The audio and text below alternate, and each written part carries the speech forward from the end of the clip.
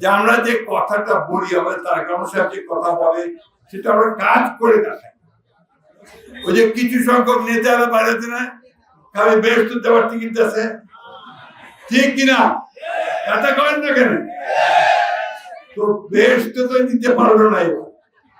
আমরা আমাদের কাজ দিয়ে ইনশাআল্লাহ আমরা বেশ দেব, আমাদের কাজ দিয়ে ইবাদত করে আমরা ইনশাআল্লাহ বেহেশতে যাওয়ার ব্যবস্থা করব। একটা জিনিস মনে রাখবেন, ধর্মটাকে বিক্রি করে কিছু করা যায় না।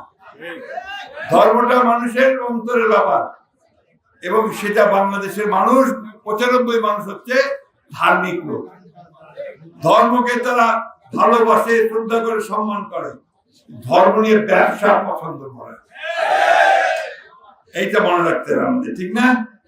তো আমরা আরো অনেকগুলো কমিট করেছি।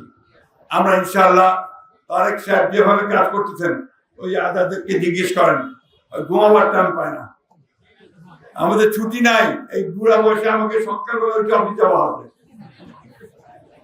ছুটি নাই। যাই হোক, আমরা কাজ করতে আসছি, আমরা কাজ করে যাব। আমার মা বোনদের কাছে একটা নিবেদন, আপনাদেরকে সবার আগে ওরা ভুলায়, ওই বেহেশতে যাওয়ার কথা কয়নি, ভুলায় ফেলে। ওই কথায় ভুলবেন না আপনারা। এক, আমার ইবাদত ছাড়া, আল্লাহর সন্তুষ্টি বিধান ছাড়া আমি বেহেশতে যাইতে পারবো না। আমাকে নামাজ, রোজা, অন্যান্য সব কাজগুলো করতে হবে, ঠিক না?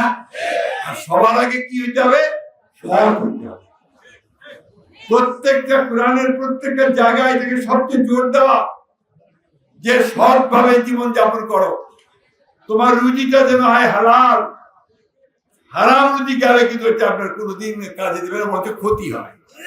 ওই জন্য আমি সবাইকে অনুরোধ করবো ভাই, বিশেষ করে যারা আমার রাজনীতি করেছেন, বিএনপি, আমি বিএনপিকে কই, সরকারি কর্মকর্তাদের বলি, পানি উন্নয়নের কর্মকর্তাকে বলি, যারা কাজটা নিয়েছেন তাদেরকে বলি, সৎভাবে খালটা কাটবেন, যাতে আল্লাহ তাআলা খুশি হয়, মানুষ খুশি হয়।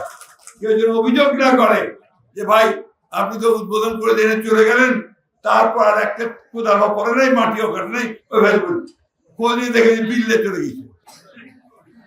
এগুলো যেন না হয়। আমি ডিসি সাহেবকে অনুরোধ করবো, আজকে আমি এখানে কিন্তু এসে আপনাদের শৃঙ্খলা দেখি না, এটা আমি খুব কষ্ট পাইছি। আপনাদের শৃঙ্খলা থাকবে না কেন? প্রত্যেকটা জিনিস সুন্দর গুছায় করবেন, তাহলে কাজটা ঠিক হবে, নাহলে হবে না। একটা কথা আমাদের মনে রাখতে হয় যে আমাদের জাতি হিসাবে যদি উপরে উঠতে হয়, শৃঙ্খলা ছাড়া কেউ উপরে উঠতে পারে না। এখন থেকে বড় সংকট দেখা দিয়েছে না, তেল নাই, যুদ্ধ লাগছে আপনার যে ইরান আর আমেরিকার ইসরায়েলে, তেলের সাপ্লাই কম। এরপর হঠাৎ দেখা গেল যে আমার ঠাকুরগাতে একটা পেট্রোল পাম্প ভাঙে দিলে, ছোয়ালা ভাঙে দিলে। কেন? জমাকে কি করছে, দিবা চায় না নাকি? তো ভাই তুমি পাম্পটা ভাঙলা কেন? অভিযোগ থাকলে যারা দায়িত্বশীল আছে তাদেরকে বলো, পাম্প ভাঙবো কেন? মব আমরা তৈরি করতে দিব না, মবকে আমরা কঠোর হস্তে দমন করবো। এসপি সাহেবকে ধন্যবাদ দেই যে ওই রাত্রে উনি 7 জন ক্যারেস্ট করছেন।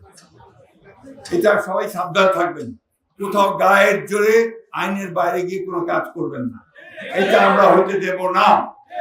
এটা মাথায় রাখবেন, আইন কানুন মাইনে চলবেন।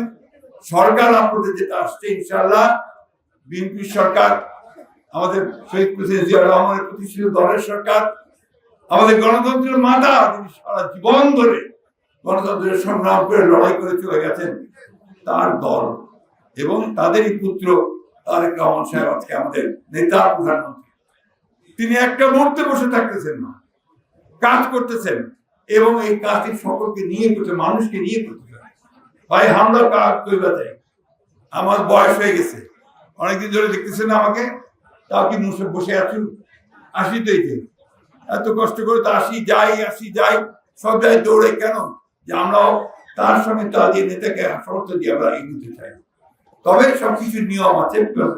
117 দিনে 3 দিন 4 দিনে 7 দিন আপনি সবকিছু চায় পাই যাবে, টাইম দিবা হবে নি, তো সময়টা দিবেন, ধৈর্য রাখবেন।